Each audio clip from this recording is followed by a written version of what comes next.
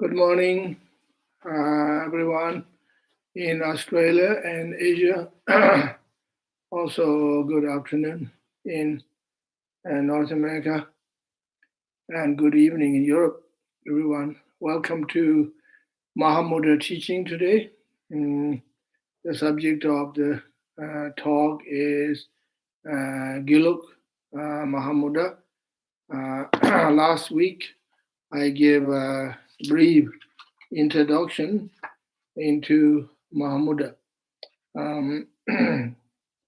So today we will do the Mahamudra lineage supplications. This is part of the tradition and is very important in our Giluk tradition. Usually when you practice Mahamudra, before you do actual meditation, you make supplication to the lineage gurus. And then after that, I will explain. Okay, so first, if you have the copies of the lineage guru supplication, if you have downloaded from the website, please go to that. Or if you have a book, my book, Mahamudra, the eloquent speech of Manjushri, there is the lineage guru supplications. Here I show you page. It starts. Where does it start? Somewhere here. Here. It starts from page 14 of the book. Okay. So if you don't have, then please listen when I do the lineage guru supplications, and you also pay homage to the lineage gurus. Okay. Namo Mahamudraya, homage to Prajnaparamita, the great mother of all the Buddhas, glorious primordial Buddha, principle of the Buddha family, the spontaneous, pervasive mention of the three kayas. I pray to the all-pervasive Lord, the great Vajradhara. May I be blessed to cut the mental to continue my self-grasping, to generate metta, karuna, bodhicitta, and compassion. Soon attain the highest state of Mahamudra, the union of bliss and emptiness.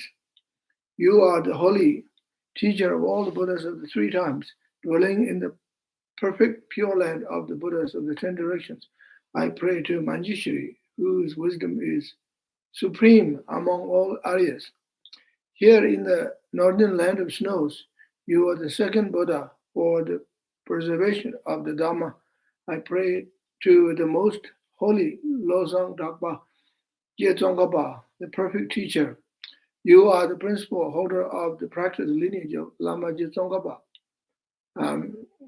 The true son of Manjushri, I pray to the great yogi, Togden Gyambal Gyatso. May I be blessed to cut the mental continuum of my self-grasping, to generate metta, karuna, bodhicitta, and compassion, soon attain the highest state of Mahamudra, the union of bliss and emptiness. You open treasure like the air whispered lineage teachings. By your kindness, you ripen the mind stream of fortunate disciples. I pray to Holy Baso Chuji Gyatsen. After having perfected the two yogic stages of Vajrayana, you attain the Vajra body beyond death. I pray to the great Mahasiddha Drupchin Chodorje. You abandon completely the bondages of the 8 worldly dharmas, spiritual materialism. You are the holder of the highest banner of absolute dharma and truth. I pray to Lo Sang Tunduk Vesaba. In the supreme joyful place of the three Buddhakayas, you are the spiritual lineage, your spiritual guide who dances with saffron robe. I pray to you, fully enlightened in one lifetime. Sanghi Yeshe, may I be blessed to cut the mental continuum of my self-grasping, to generate metta, karuna, bodhicitta, and compassion, and soon attain the highest state of Mahamudra, the union of bliss and emptiness. Knowing all phenomena and holder of Lama Tsongkhapa's teachings, you are no different from the holy being. Omniscient Losang Dragpa, I pray to the most holy Losang Churches Yeltsin, first Panchen Lama, the Buddha's entire teaching, sutra and tantras, commentaries. You condense them beautifully, showing how to practice effectively. I pray to the great Mahasiddha, Kindun Gyatsen, extracting the essence and nectar of the Losang Gyalwa Tsongkhapa's teaching by your great perseverance. You showed how to enjoy the practice. I pray to you, great Master Gyaltsen Zimba. May I be blessed to cut the mental continuum of my self-grasping, to generate metta, karuna, bodhicitta, compassion, and soon attain the high state of Mahamudra, the union of bliss and emptiness. The profound and extensive Dharma essence you taught for the fortunate ones, I pray to Tantric Abbot Kuncho Gyaltsen for the benefit of all beings and the preservation of the Dharma. You reincarnate again graciously like the Venerable Losang Chuja Gyaltsen himself. I pray to Holy Venerable Losang Yeshe, Panchen Losang Yeshe. Blessed by the true Buddha, you have achieved the profound path of oral transmission. I pray to great Mahasiddha Losang Tinle, accomplished essence of Jie Tsongkhapa's air whisper lineage. Practice in action. I pray to the great Siddha Losang Namgyal. You taught Lama Jie Tsongkhapa's air whisper lineage teachings perfectly without error. I pray to great and kind master Kachin Yeshi Gyaltsen. May I be blessed to cut the mental continuum of my self-grasping, to generate metta, karuna, bodhicitta, and compassion. Soon attain the highest state of Mahamudra, the union of bliss and emptiness. You spread essence of the complete perfect path to center and distant lands. I pray to Venerable Nawang Chamba, glorious primordial Buddha wearing a saffron robe, you who nurtured sentient beings of the Tibet and China. I pray to Panchen Losang Balden Yeshe. You have achieved realization of the sublime path of Sutra and Tantra by your single-pointed contemplation. I pray to learn it and great yogi Nawang Dorje.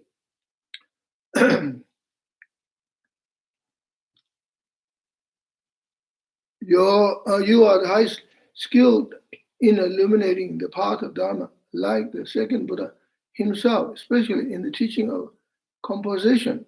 I pray to Venerable Murchu Dhamma Bhadra. May I be blessed to cut mental continuum of my self-grasping, generate metta, karuna, bodhicitta, compassion, and soon attain the high state of Mahamudra, the union of bliss and emptiness. Your compassionate eyes never close, and your profound, immense wisdom is like Manjushiris. I pray to you, Yangchen Rupi Dorje. After perfecting yoga of the bliss and emptiness, you have reached the palace of Zhongzhou.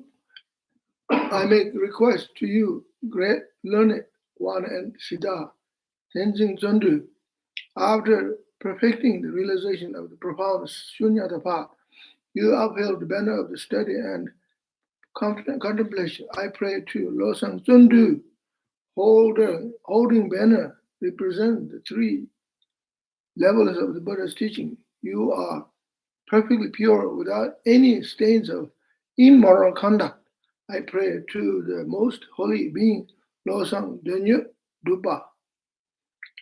May I be blessed to cut mental continuum of my self-grasping, to generate metta and karuna, bodhicitta and compassion. Soon attain the highest state of Mahamudra, the union of bliss and emptiness. You are like the second Buddha, Jetsongkhapa, reincarnated again as a monk in Saffron Road. I pray to the most kind and pure being, Gelik Gyatso, in the immense profound path that is the treasure of Dharma. You provided teaching and practice for those fortunate ones. I pray to the most kind Guru, Naon Jamba, with stainless logic and debate, but clarifies our mind. You revealed sublime path beyond two extremes. I pray to skillful teacher, Jigme Wangpo. You are the incomparable and unequaled master who explains the lineage of practice of Lord Manjushri and Tsongkhapa. I pray to Holy Gungtang Tempe Dome. May I be blessed to cut mental continuum of my self-grasping and generate metta, karuna, bodhicitta, and compassion. Soon attain the highest state of Mahamudra, the union of bliss and emptiness, by tasting the amrita of the Gandhian air whisper teaching of Jamgon Lama. The strength of your realization of Dharmakaya becomes even more powerful. I pray to Holy Kunchok Gyaltsen. You have completed the sacred teachings of the Gandhian practice lineage, remaining in the pristine wilderness for a long period of time. I pray to the great Mahasiddha, Nuduk Rapten, accomplished method of awareness and abandoning, actualizing. You showed down abundant Dharma, reign of excellent explanation. I pray to the highest Dharma teacher, Gindun Gyatso. Your wisdom shines like the crown jewel among great masters. As your attainment of the two stages of Vajradhara is supreme, I pray to you, glorious Balden Tembinyama. May I be blessed to cut the mental continuum of my self-grasping, to generate metta and karuna, bodhicitta and compassion, and soon attain high state of Mahamudra, the union of bliss and emptiness. Due to the power of your loving kindness for all sentient beings, your upheld banner of the Lord Buddha's teachings and Sutra and Tantra. I pray to Je Pabunka, Dechin Yingbo, Jampa, Tenzing, Tinle Gyatso.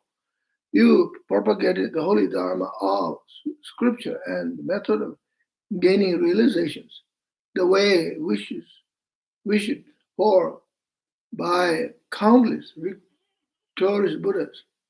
I pray to incomparable Yongzin Ling Rinpoche, Tupten Lungto Namgyal Trenle, the clear light of your holy mind, treasured house of second Buddha Losang Drapa, shine of fortunate disciples like myself.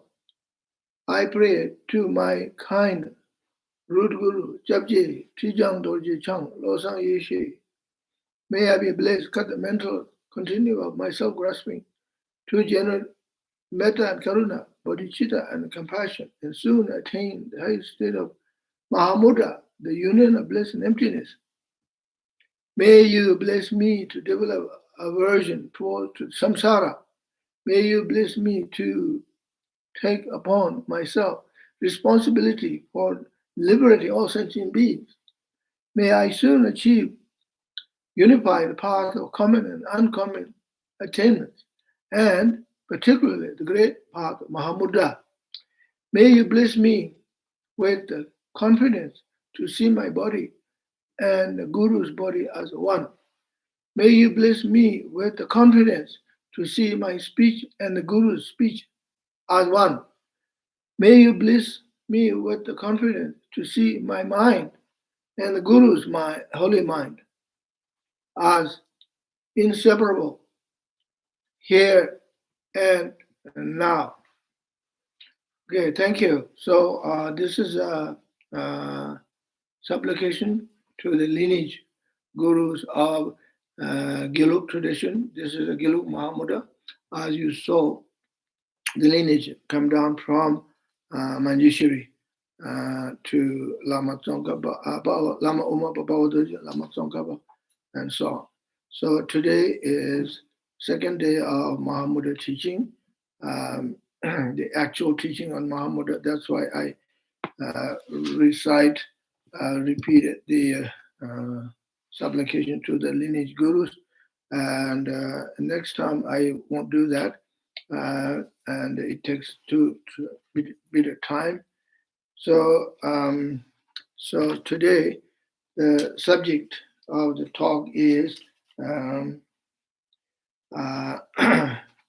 preparation for Mahamudra practice. So Mahamudra,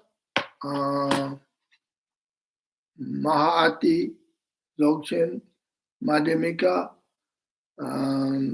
all of these teachings are essentially same, Madhyamika and so on, same. Some people have some idea about Mahamudra practice or Dzogchen practice, and some people calls non-duality teachings and so forth. Some people have this idea that you don't need to practice preparation or preliminaries. You can go straight into the practice, and if that is if that's what you want to do, and you can try, and who knows, you might get realizations if you are a fortunate person, if you have done lots of practice in the past, and if you have done the foundation practice, what we call in Tibetan tradition, Ngondo practice. Ngondo, Ngun means preliminary, Do means you have to do in the beginning. So I should just say a few words in Tibetan in case there are some Tibetan friends here. Datari chaje chembo Ngondo ngeshigiyo.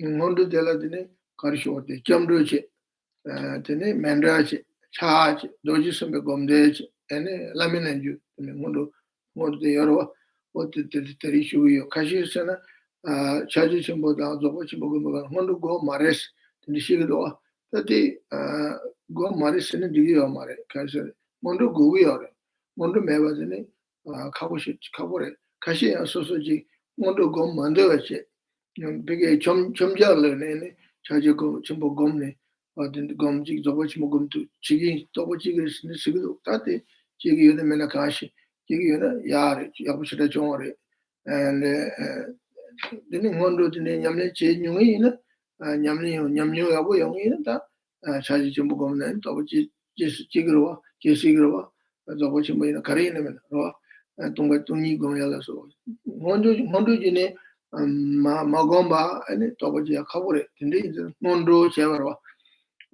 So, why it is necessary to have, if you haven't done the preliminary practice, why is necessary to do preliminary practice? Because you have to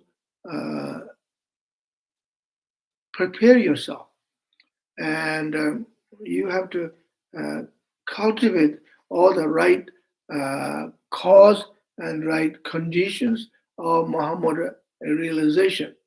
And I will give you a simple example.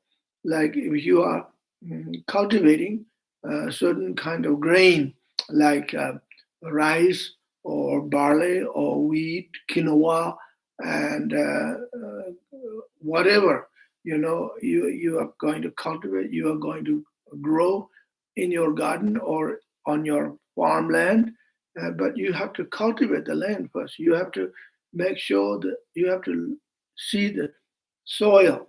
You have the right kind of soil, and if the soil is too sandy, and if there's no real good soil, too much sand, too many rocks, too many pebbles and so forth, then it is not right kind of field. So first you have to check the right, you have to find the right soil. Then not only that, having soil is not enough. You have to do some kind of system, irrigational system. This is an ancient time, people build irrigational canals.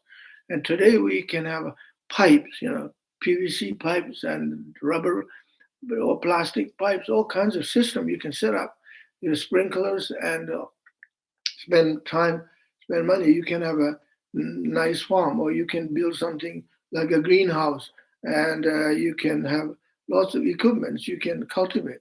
So, and you need all these equipment. So you make the second important thing is you need water. Without water, nothing will grow. And then you have to have some kind of right fertilizer, right? And manure or whatever. So you need a lot of preparation. If you are a farmer, if you're a gardener, you know. If you're not gardener, farmer, then you have some idea, but you don't know exactly what I'm talking about. I'm not a farmer myself. I call myself gardener. I'm novice gardener, and I know what I'm talking about here, and I see what other people are doing, and Marpa, the great Tibetan Buddhist master, Milarepa's guru, Marpa was a farmer, and Marpa means butter man. Marpa, Mara is Tibetan word butter. Marpa is butterman. He had yaks, and he probably had cows, and he made milk, and he made butter and cheese, and he also grew barley and other grains. So anyway, you have to prepare for the crops, and you have to have preparation, right? Just like that. This is simple example. Simple example. In order to obtain realization, you have to have foundation practice. Some people say Mahamudra, Dzogchen, and Vipassana, and the Zen, this and that. All you have to do is sit on a cushion, focus your mind, and then realizations will come. And maybe Dzogchen, I don't know, Vipassana or Zen, I'm not quite sure, and I'm not expert on those things. And but I know my own experience, and actually Mahamudra, Dzogchen, Vipassana, and Zen, and Chan, and Madhyamika, all in essence is the same thing. So I know Chinese people, Japanese people, and Zen practitioners, they do a lot of preparations, and they have to do lots of work. Karma yoga, they have to do chores.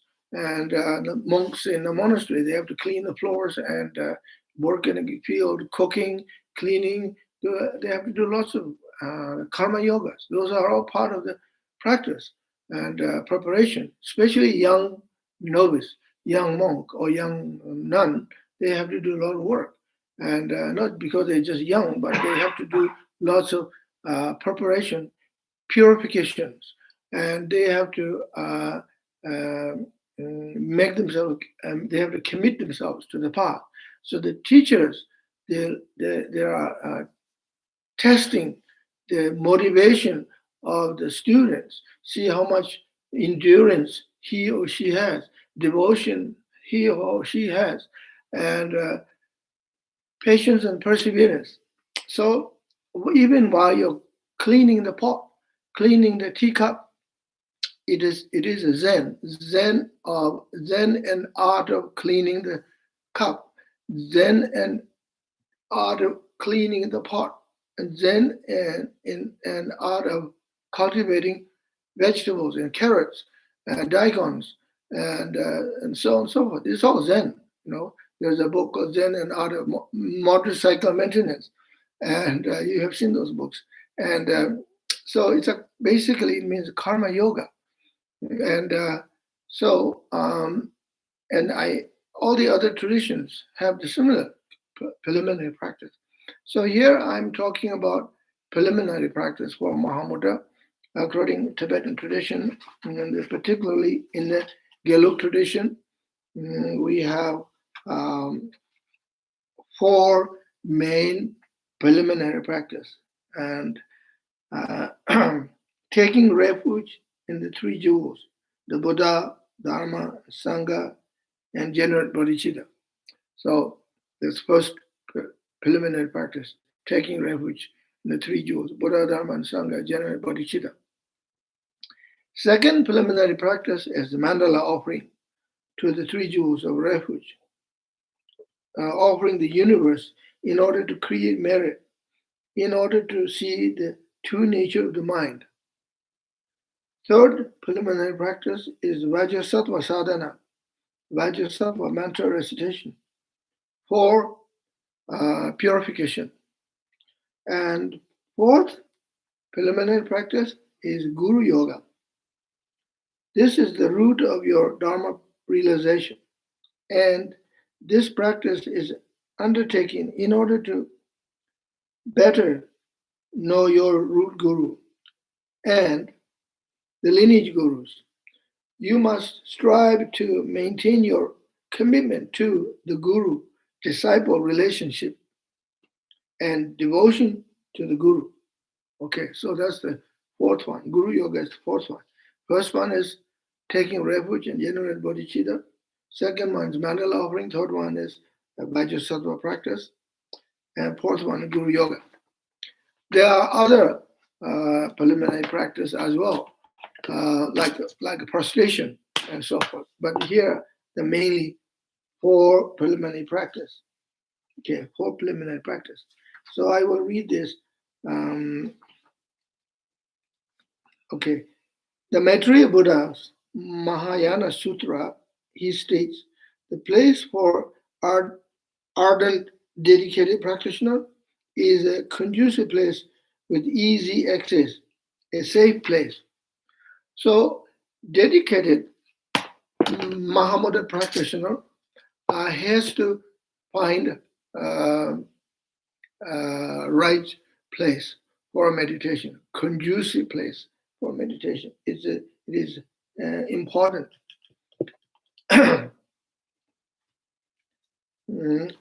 Place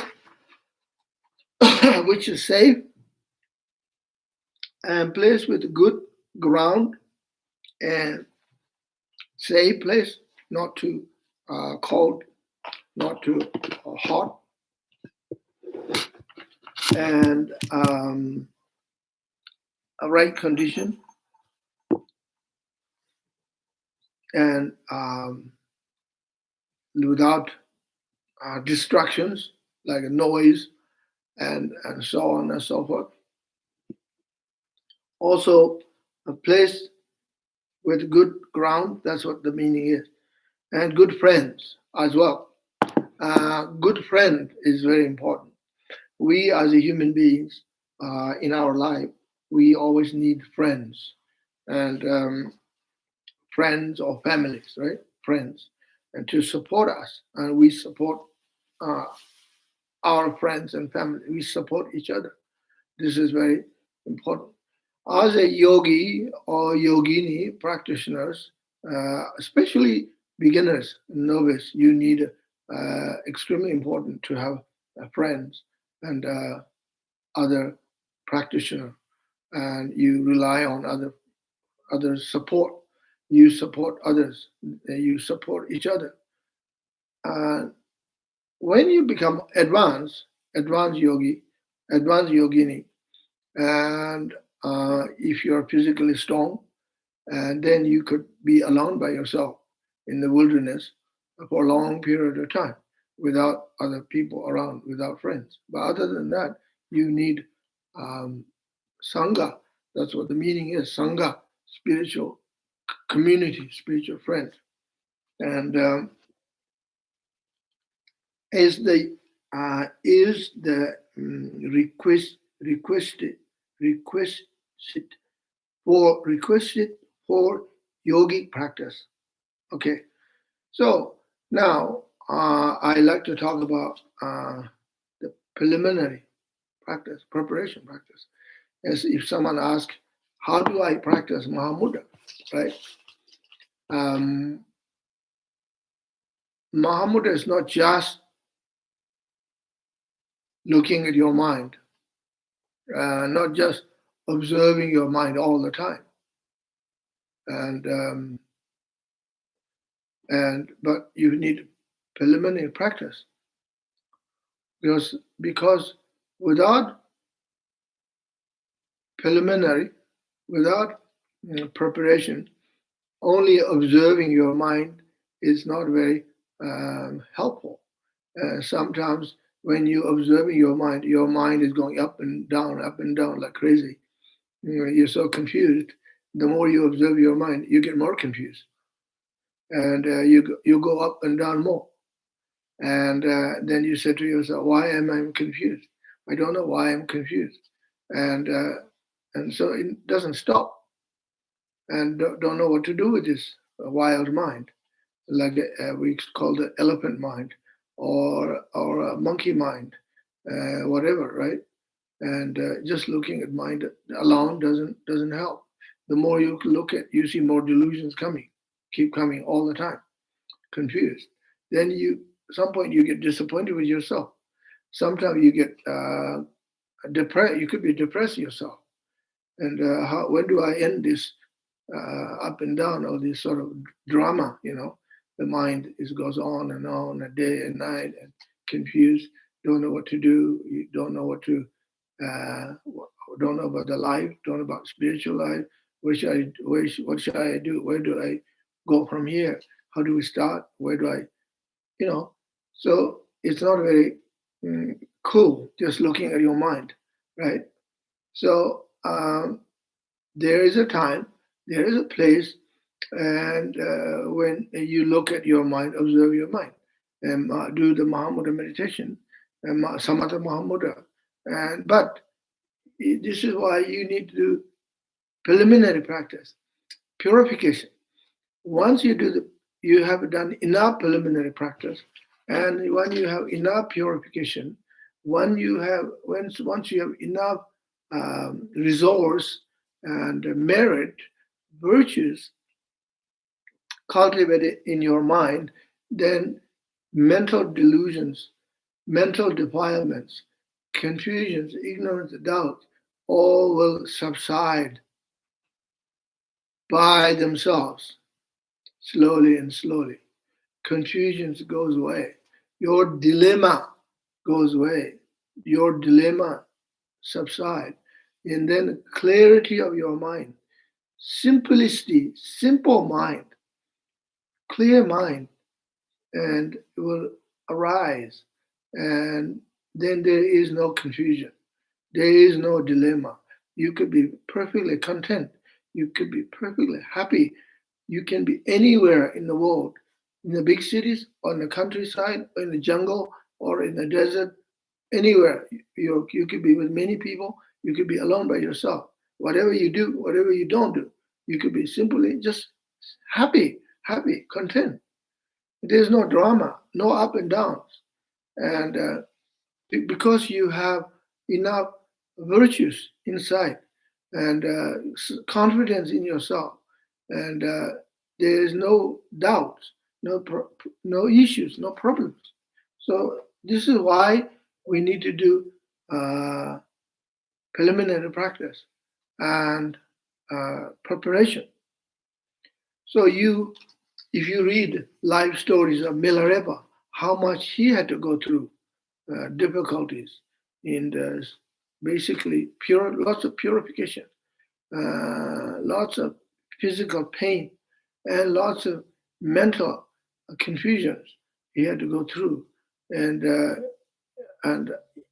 while he was practicing, and under the guidance of his root guru, Marpa, and also Marpa's wife, Dagmema, and he had to do lots of practice, very hard purification.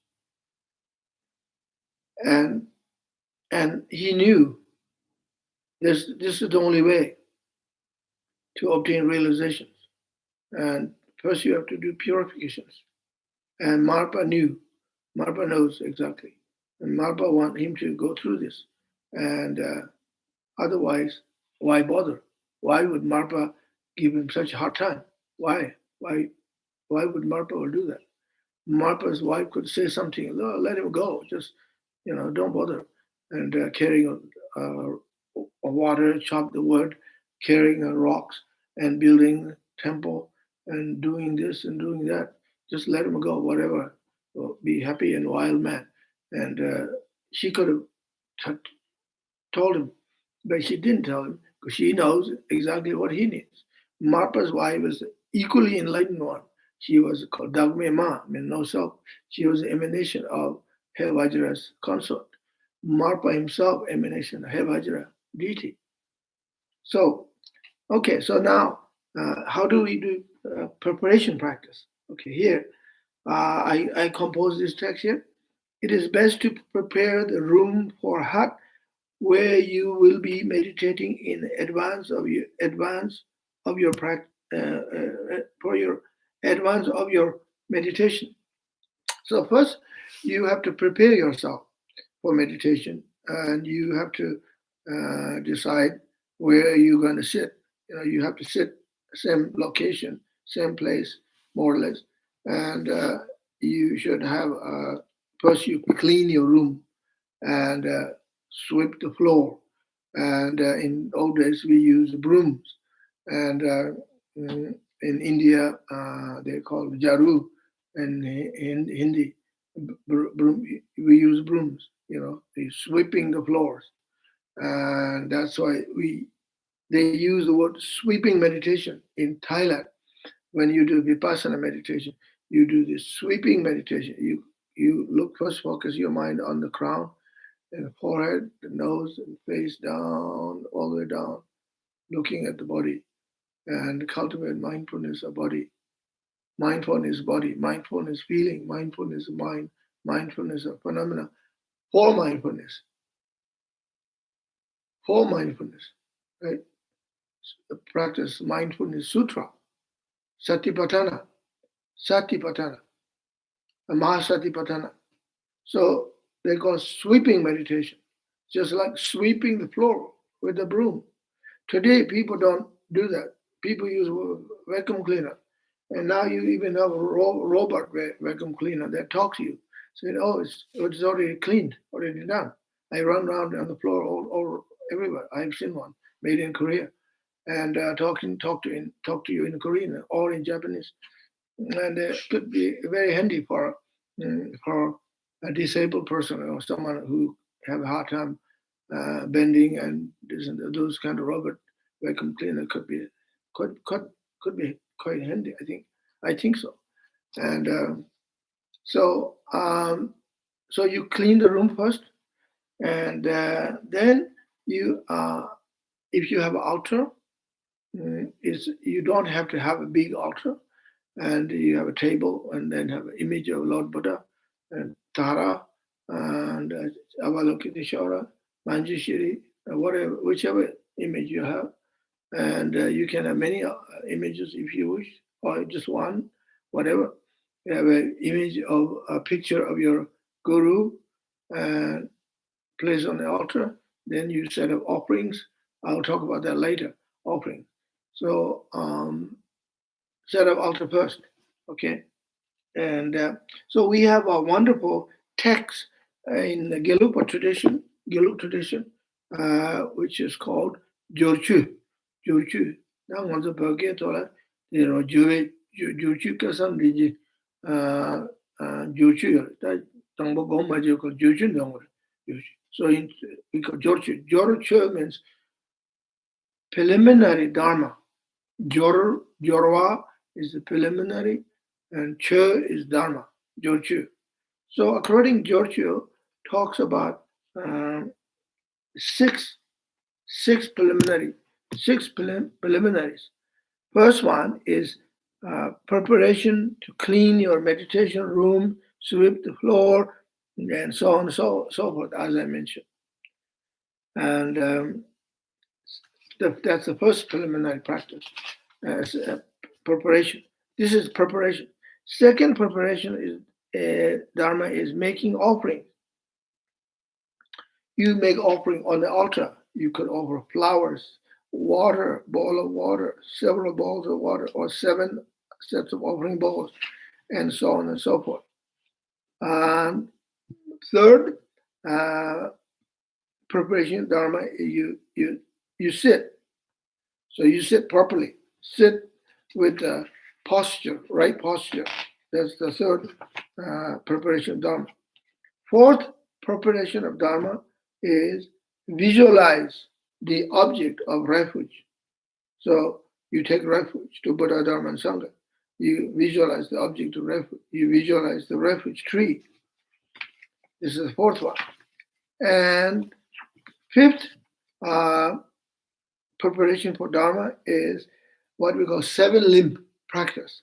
I will explain that later. Seven limb practice: prostration, offering, confession or declaration, rejoicing, requesting, teaching, requesting Guru to remain with us, and dedication, prayer, and so forth. This is the fifth preparation. Sixth preparation is to make requests to the merit field to bless your mental continuum and cultivate your Guru's advice and integrate it into your everyday life. Okay, so now I will talk about, I think I did explain a little bit. I won't go too much details. So, so you set up altar, I've explained, okay? And then you make offerings, okay? So offering can be elaborate one, offering can be simple one. It's up to you. Some people like very elaborate offerings.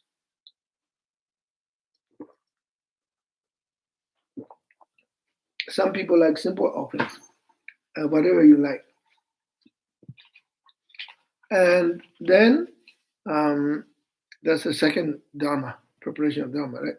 And third Dharma is sit properly on your meditation cushion. The back side of the cushion should be slightly higher.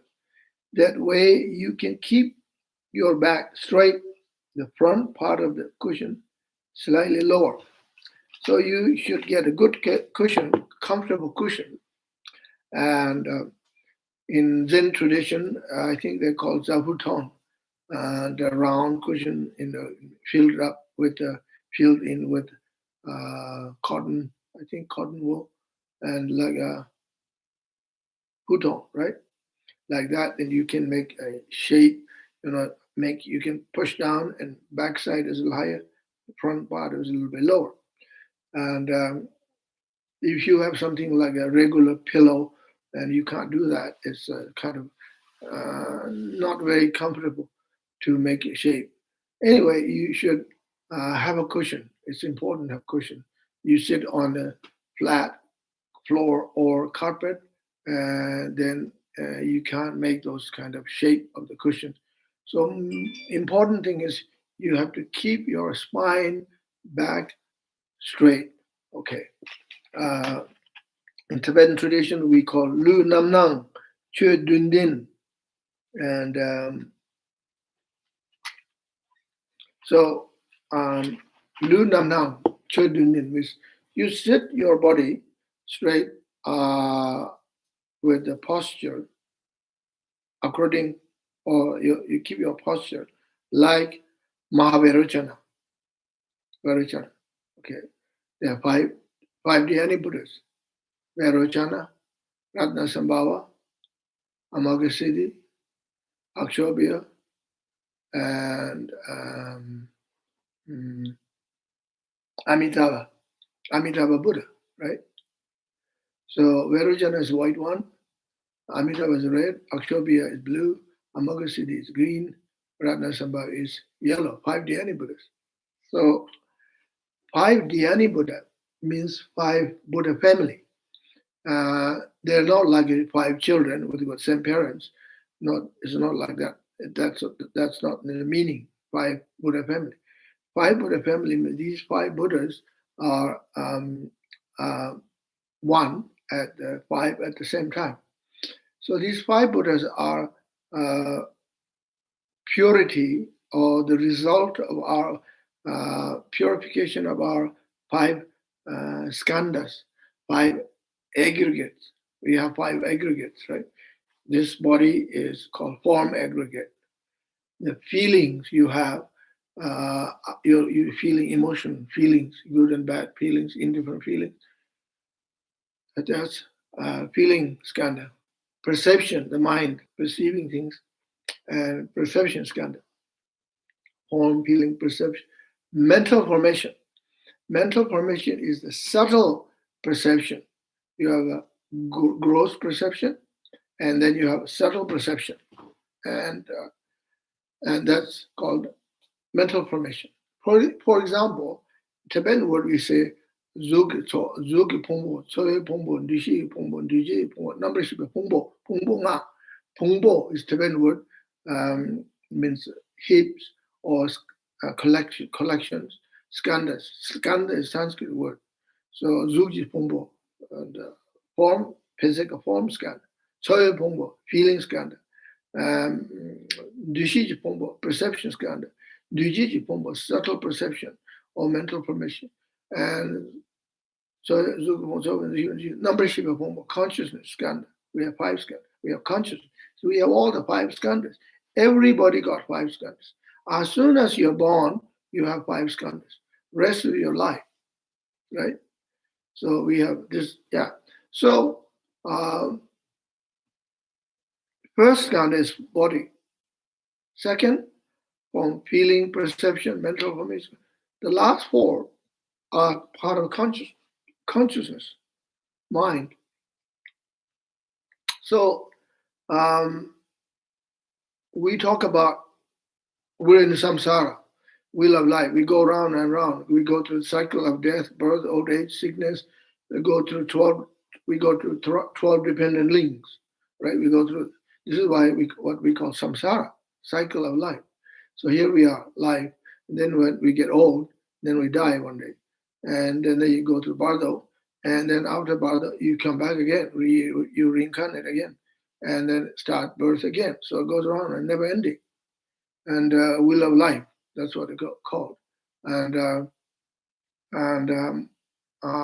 great Indian Buddhist master, scholar, Chandrakirti said in his book, Madhyamika Avatara, willy-nilly, like a water wheel. And willy-nilly like a water wheel. And Sochun Chendar Rawa Mebai, Sochun Chendar Rawa Mebai. Sochun means the water wheel. So what is water wheel? If you go to India, you go to Burma, or Thailand, not so much Thailand now, you go to Burma, India, Egypt, and there's water wheels. The farmers, they have a well, and then you have this big wheel with buckets attached to the wheel, and it goes down, scoop of water, and then dumped into canal, irrigation canal, and then keep going. And this wheel is turned by cows, ox, and pulled by ox. Or today they use electricity, and it goes around and around. That's what it is, called the willy-nilly water wheel. And so our lives, we go on and on like this, right? So without control, without freedom, you go, and whether you like or not, you will go on and on. And this is how we go through cyclic existence, samsara. So so going back to the practice. So first following the 7 posture Veruchana. Yeah, I was talking about the 5 Dhyana Buddhas. So Veruchana Buddha is. So what happens when we purify all our 5 skandhas from tantric point of view, 5 skandhas, then your form skandha becomes Veruchana. Your feeling skandha becomes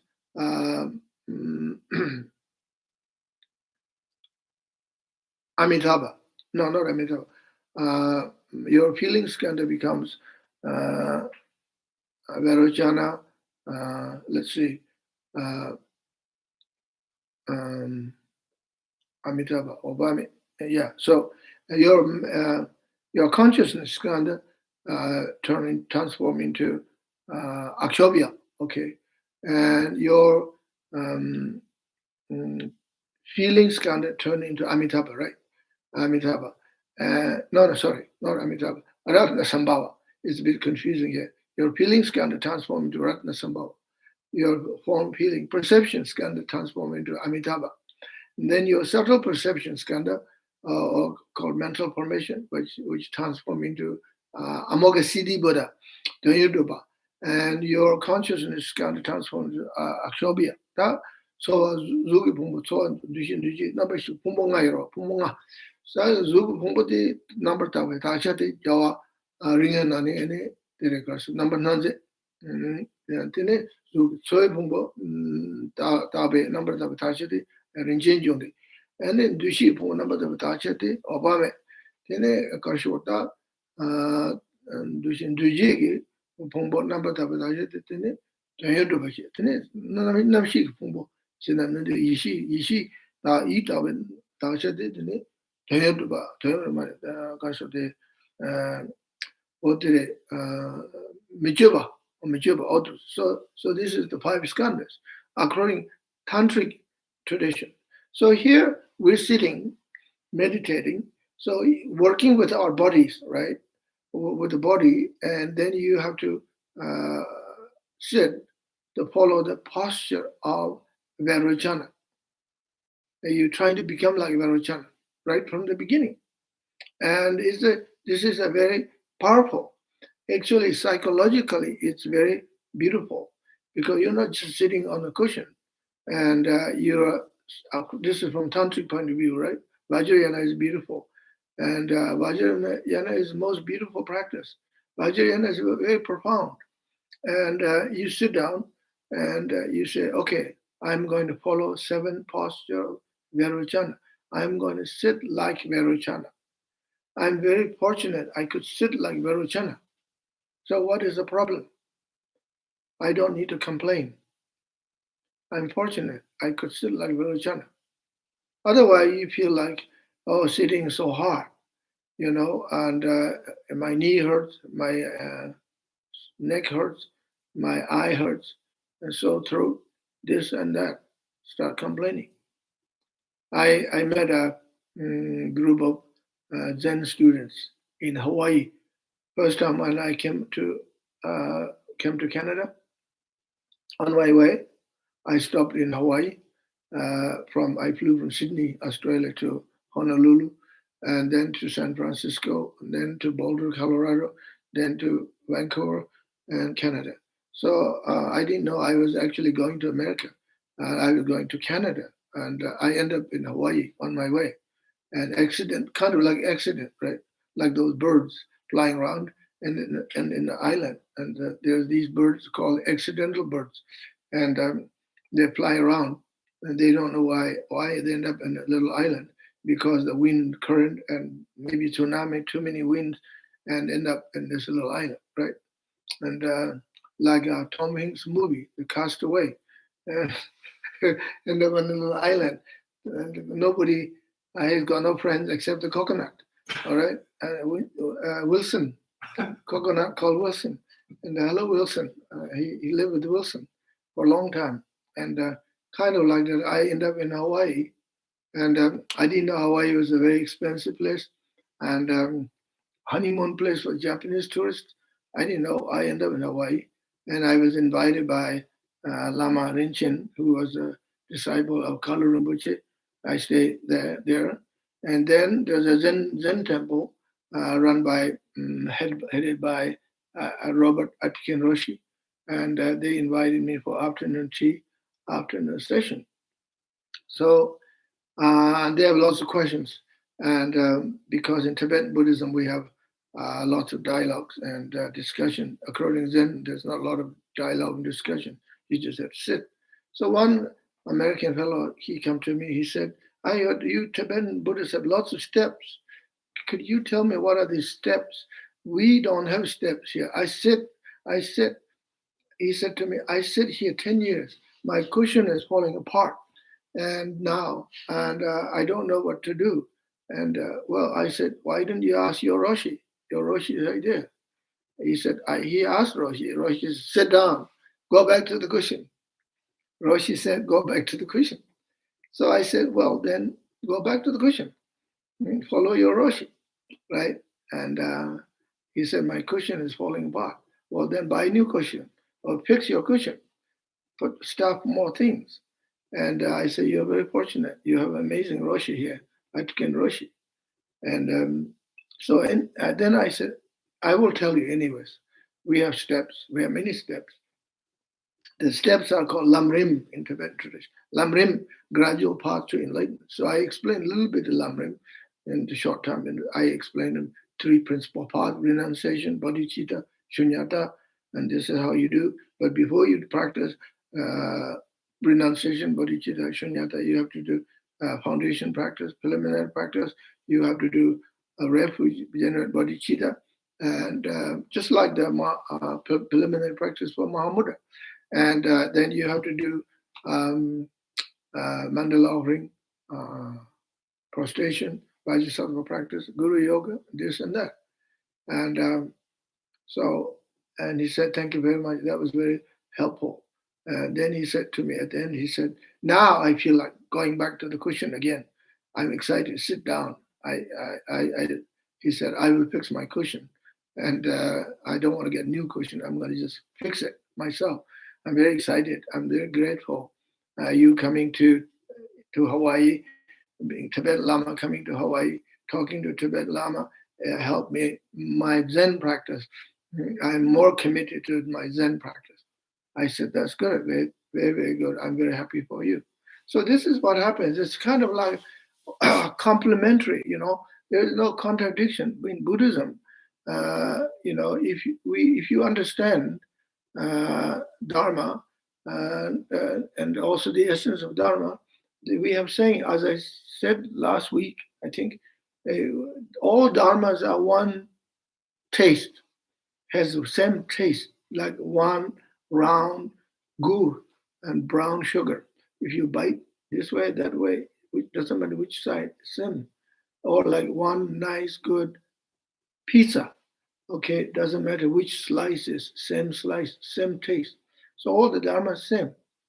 Zen, Mahamudra, Dzogchen, and Madhyamika, and as long as you're doing the right practice, you have to be content with yourself. But you have to practice according to lineage. You have to do the foundation practice and preliminary practice. Okay, so now I will read here. So follow the 7 posture of Vairocana. Sit cross-legged in Vajrasana, if possible. So you sit cross your leg, if possible. And if it's not possible, then don't force yourself. It doesn't work. And you could hurt your knee or ankle.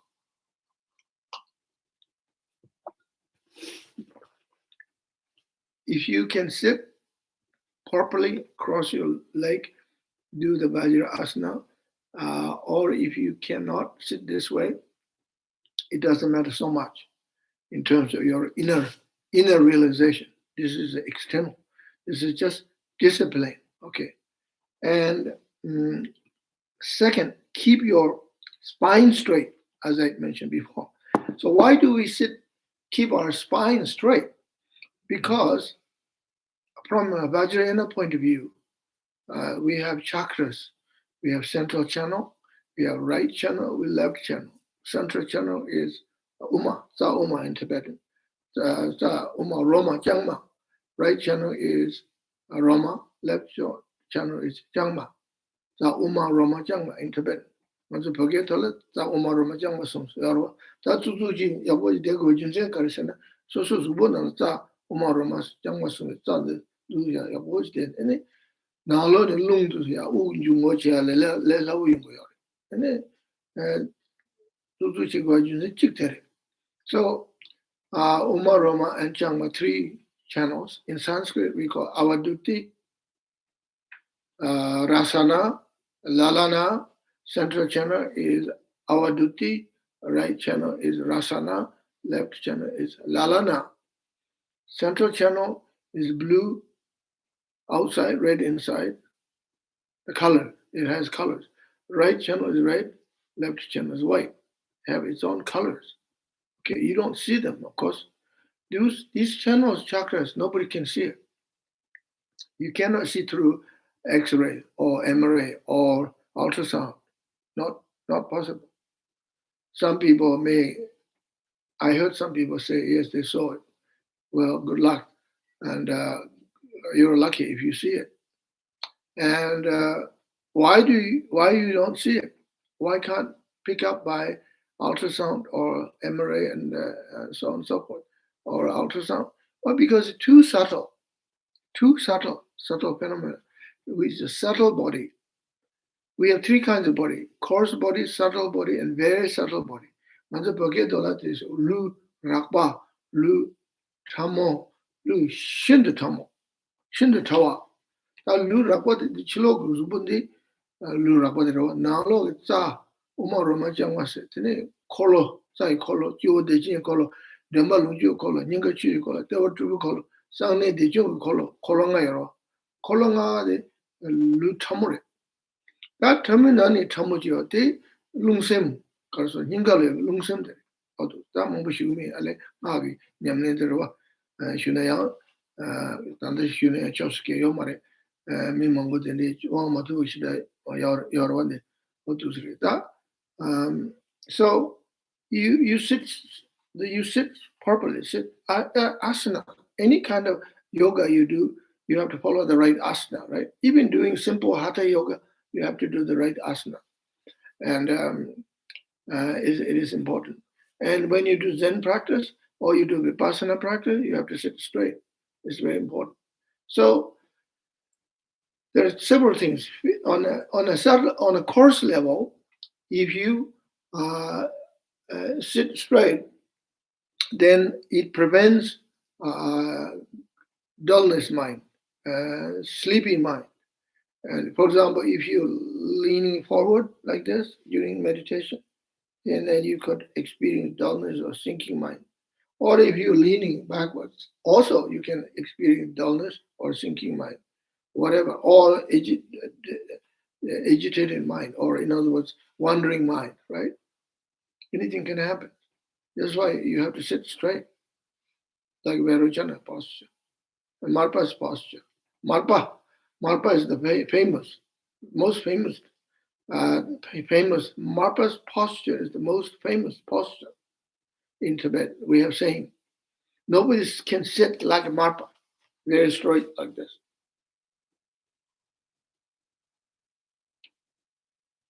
And he's a big person and very stocky. He has got interesting haircut, like what do you call it? Shrew, cut kind of hair straight up like this. Crew cut. Yeah, in English called crew cut. Very short. Marpa has short hair, crew cut hair, and that's what you see in the Thangka paintings. I have a Thangka painting of Marpa. He's got crew cut. Looks cool, and and that's Marpa style. Now, after I said that, some Dharma student, they probably like to go to the barber shop, have a crew cut, and as you like.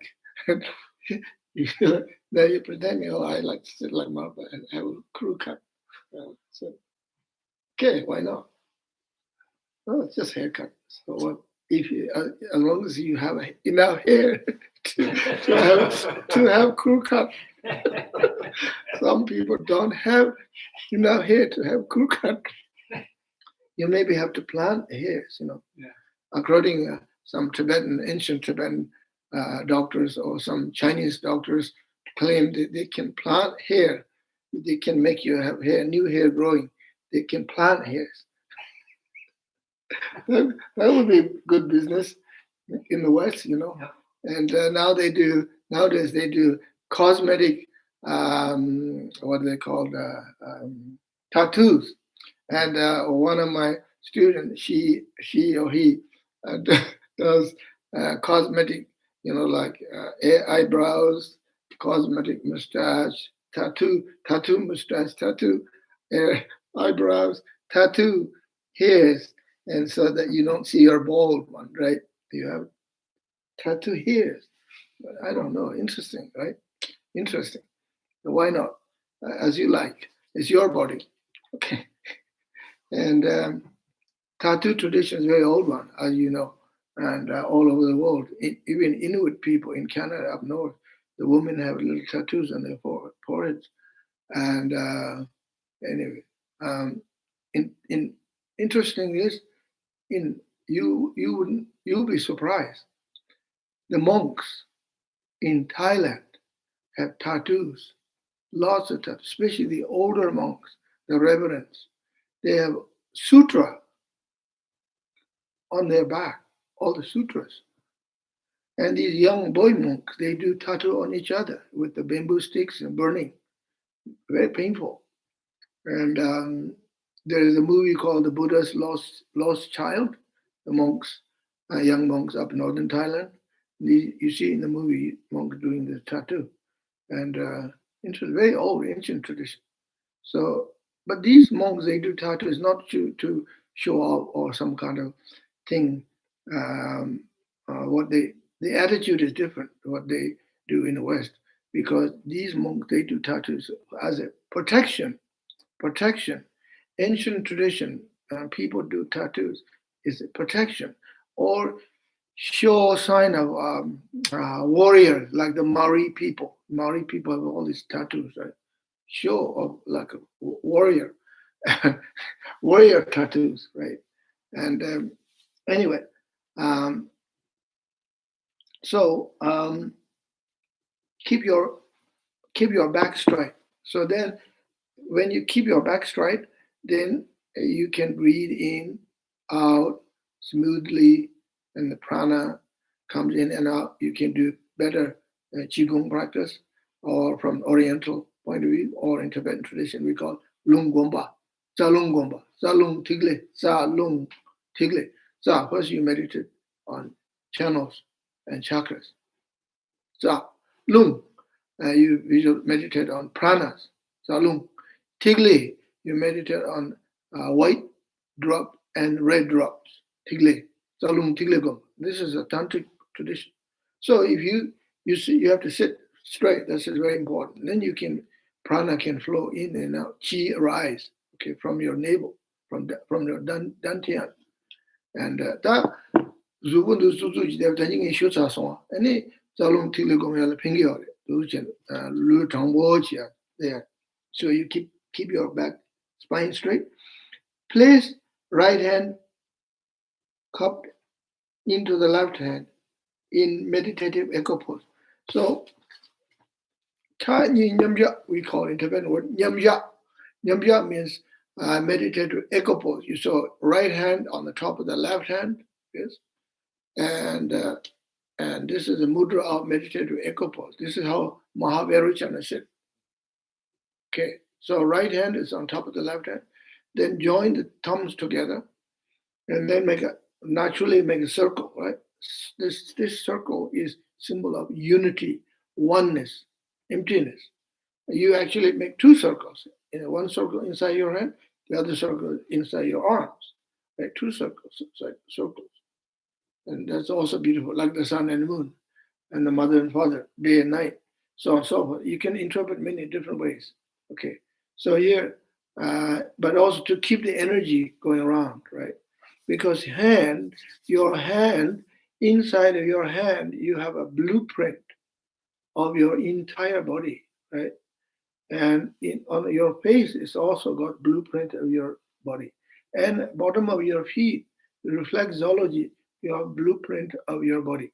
When we do acupuncture, and like the Korean tradition, it's called koryo, and do hand acupunctures. I don't like so much hand acupuncture. I do acupuncture, but not hand acupuncture. Too sensitive. Anyway, so you keep the energy, and there's lots of heat inside your hand. You rub your hand like this, you can feel it right away, And so you keep the hands together like this. You keep that way. And also, Why do we keep hand like this? Because a lot of human beings, most human beings, many human beings, we're used to doing something all the time. A lot of times we don't know what to do with our hands. Always scratching, picking something, or touching somewhere, doing this and doing that. And you have to do something, especially blokes always have tools, fixing this, fixing motorcycle, fixing that, always holding some kind of glass of water, glass of coffee or beer or this and that, something always in hand. Don't know what to do with. This is sort of the um, like monkey style, because our ancestors do this, right? Just keep going like this and banging on your chest, and and I have a little video, a little baby gorilla is keep going like this all the time, like this. He's doing his own rituals, mudras, his gorilla mudras, and so we don't know what to do with our hands. So then we distracting ourselves again. You're looking at the watch, especially these days. Everybody's holding this iPhone all the time. Keep going like this, click, click. Even like 3 years old kids can do and playing video games. And so we don't know what to do with our hand, and we're distracting our mind. So if you keep the hand like this mudra of meditative echo pose, at least your hand stop moving, stop distracting your mind.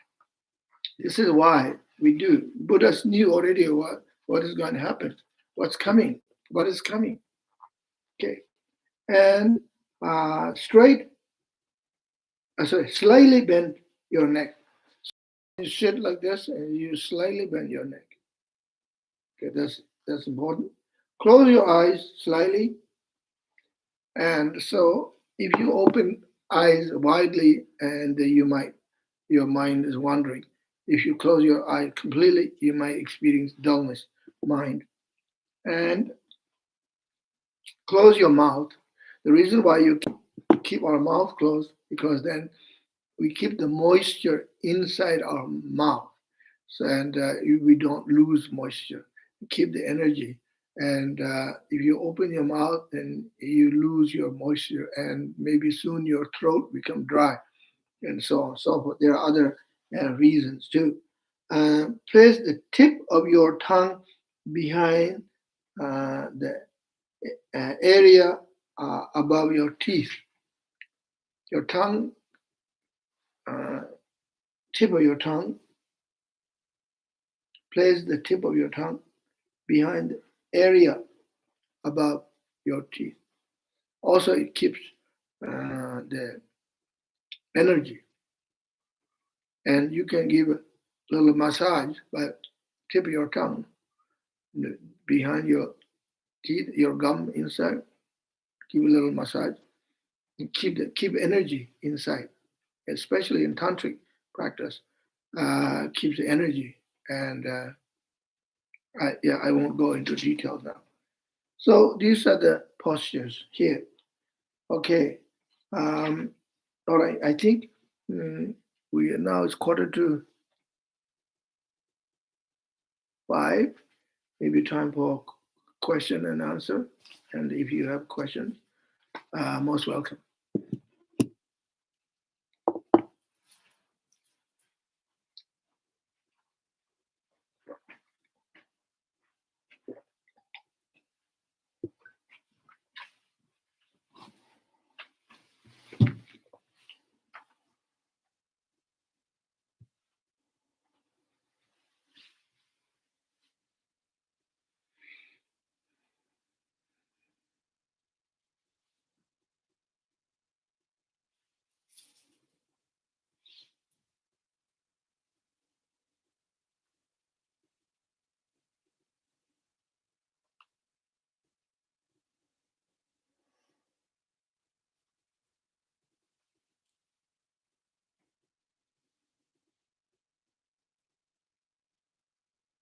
No teachings?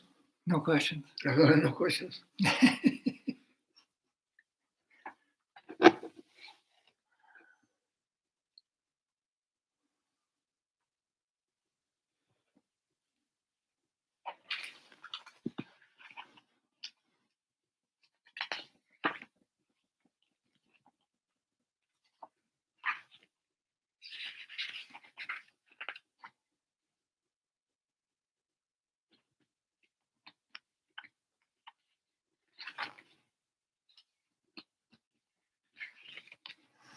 So Christian asks, the preliminaries are the preliminaries for every time we sit down to meditate and do Mahamudra? Yes.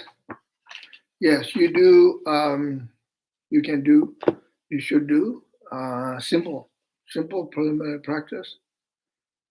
First, you take refuge to Buddha, Dharma, and Sangha, and then you, if you have time, you should do supplication to the lineage gurus, as I did earlier, and then you should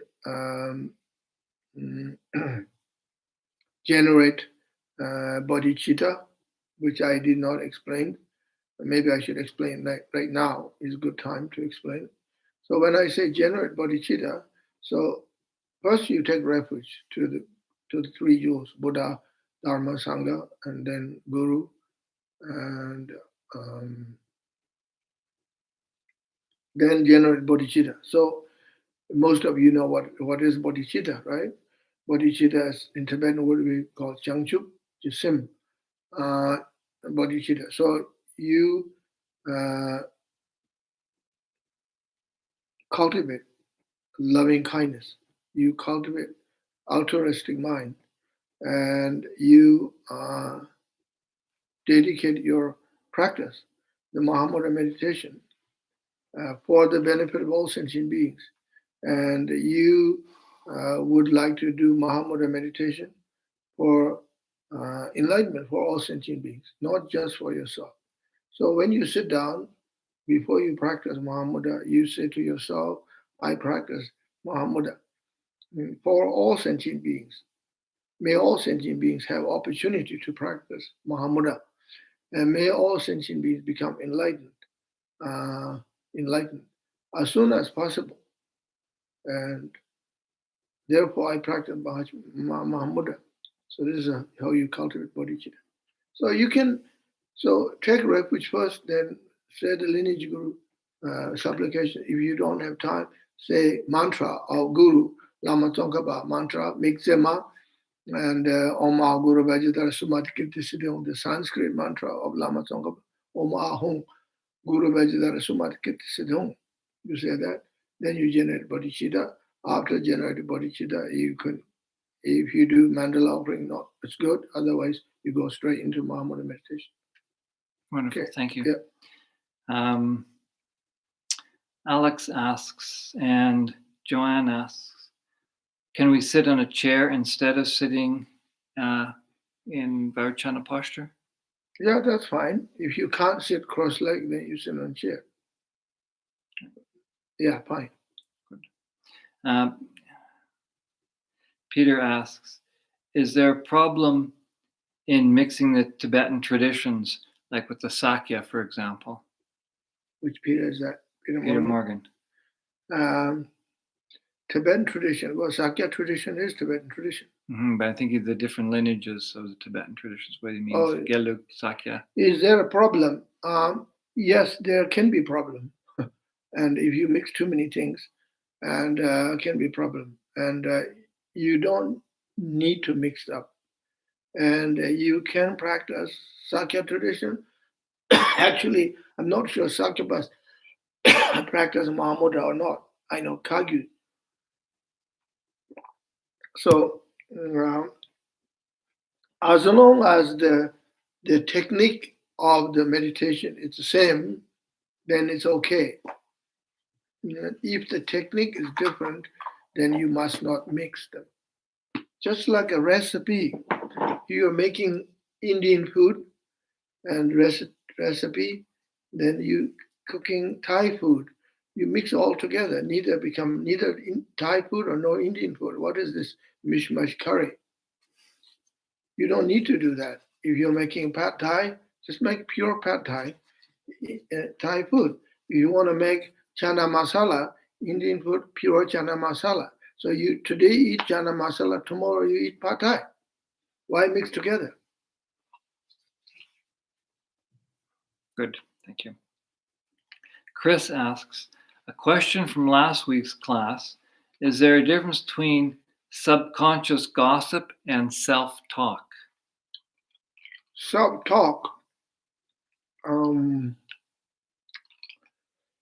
Subconscious gossip. I'm not sure when you to say self-talk. Maybe I should ask a question. What is self-talk? Mhm. If you are talking to yourself, well, let me put this way then. Maybe I will interpret his word self-talk, right?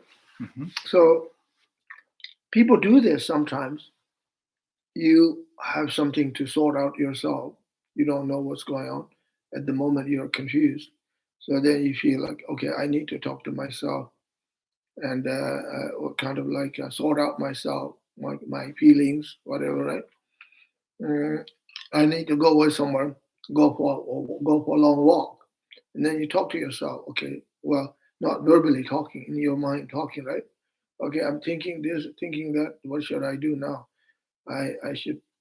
Then you kind of talking to yourself in your mind. Keep going, keep walking, maybe 2-3 kilometers, turn around, and then suddenly it's I got the answer now. We found the answer. I found the solution. So that's self-talking, right? That can be very useful, and that's I don't think that you don't call that is subconscious gossip.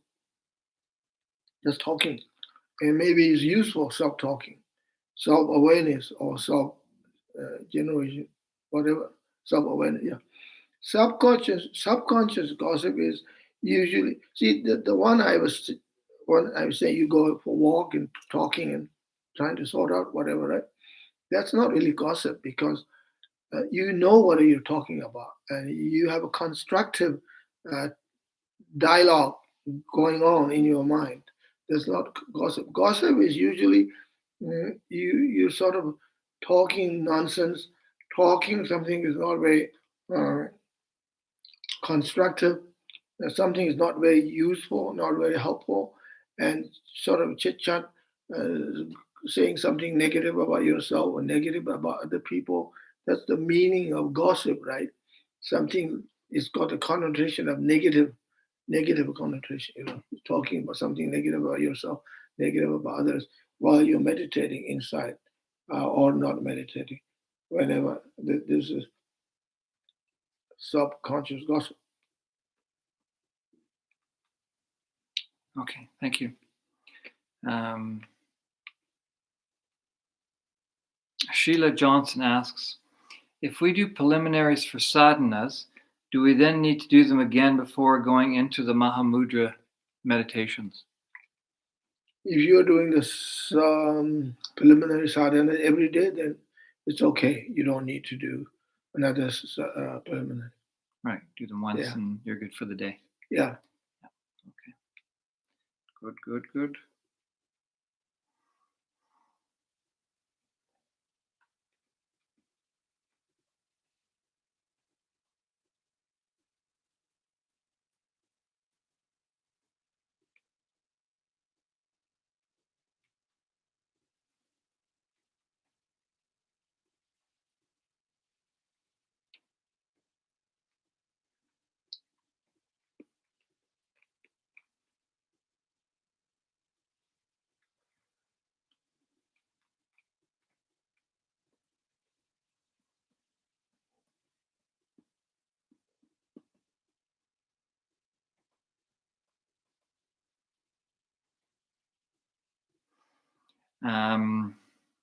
Junior Coconut Kiwi asks, Rinpoche, if I have a negative dream, is it just a defilement? Negative dream? Yeah, is it a defilement? Well, negative dream. Dream is not so simple. Dream is part of your mind, part of your life, and sometimes people. Dream is one of the example of illusion, right? In the traditional Tibetan text, yes, dream is an example of illusion. I mean, it's not real because it's a dream, right? But at the same time, dream is part of your life. Dream is like a watching movie. A dream is like tell you something, and lot of times the dreams that doesn't make any sense when you wake up. What the hell is that? And doesn't make any sense. It's just now this is subconscious gossip in my dream. You have subconscious gossip dream, right? Whatever. But a lot of times dreams are also part of life, and many times dreams is more interesting than life. Life is hard. Dream is not so hard sometimes. Sometimes dream can be difficult. You have horror and nightmares, and then you wish when you wake up, oh, that was just dream. I'm glad that was not real. That was horrible, right? Sometimes you have dream that was just amazing. You're in some kind of heaven or some kind of Buddha land. You have this amazing energy, happiness. You have a sort of romantic life, and then when you wake up, oh, that was just dream, and you feel sad. you lost it now. And I was having such a good time with such and such person. She is not here with me. I'm broken heart now. What do I do? and then you say yourself, oh, I want to go back to sleep and try to get the same dream again. Try to manipulate your mind, try to manipulate your dream, right? So it's kind of funny, And but a dream is important one, and especially when you are in a retreat, when you practice, doing lots of practice, and then you have dreams, and some dreams are very significant dream, important dreams. Some dreams are not very good, are not so important. But when you say a negative dream, sometimes it appears like negative, but not necessarily negative. It can be good. I'll give you an example. When we do retreat, okay, if you had a dream that you're throwing up lots, and you have a dream that blood coming out from your body, pus coming out from your body, and you have to go to the washroom many times. All this kind of dream. When you wake up, you feel, oh, that was painful, that was difficult, negative, right? Feel like negative, but actually the other way around. It's a sign of major purification. It's a good dream. Yeah. Mm-hmm. So don't know. You have to know how to interpret dream. There is actually some text commentary explains about the different kinds of dreams, how to interpret dreams, and I myself have lots of dreams. Some of the dreams are not very, just kind of talking, not so important, but a lot of dreams are very important to me, and very famous Gelugpa master called Tulku Rinpoche. He was disciple of First Panchen Lama, and he said in his dream, he had so many visions of Buddhas, Bodhisattvas, deities, and going to amazing places, doing pilgrimages, and going to exotic places, beautiful mountains and waterfalls, and also he had a vision of Yamantaka, Heruka, Palden Lama, and so on. He said his dreams are more exotic, more rich, more fun. To me, it sounds like he had more fun in dream than real life. In real life, there was not a lot of fun there in his life because there's too much politics going on between the Tibetans, the Mongol army, Tibetan government people, politics, and Mongol armies and the Bhutan people, and there's all kinds of Manchus and a lot of politics. And he thought that this is too much, and he went into the mountains, meditated in caves, and then dream is peaceful and so much realization, so much joyful. Good. Thank you so much. Alex Teo asks, if one is already halfway through the Nundro of the Kagyu tradition, do we need to restart before for the Gelug Mahamudra? No, you don't have to start again. Mondo is the same Mondo. No, you don't have to start again. Good, thank you.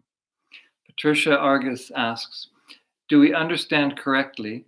We take refuge, do supplications, mandala offerings prior to Mahamudra, but Vajrasattva and Guru Yoga at another time. If you have time, you can do all of them. Mm-hmm. If you don't have time, then you do another time. Okay, good. Good.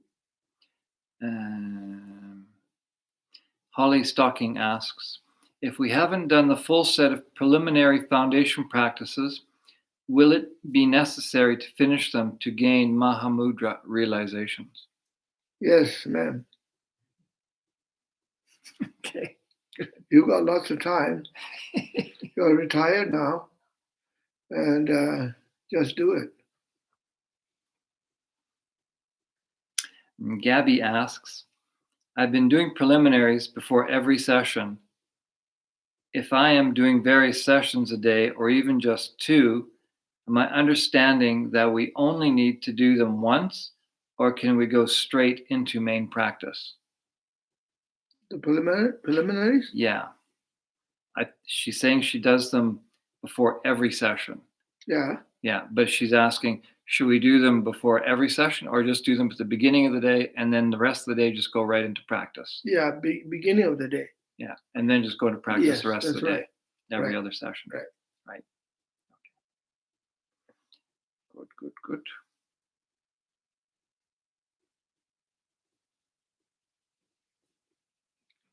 Hola, Gabila. Hola, Gabila. Muchas gracias. Hasta luego. Hasta mañana. Okay, adios. Thank you very much. Thank you, everybody. See you next Tuesday. Thank you. Bye for now.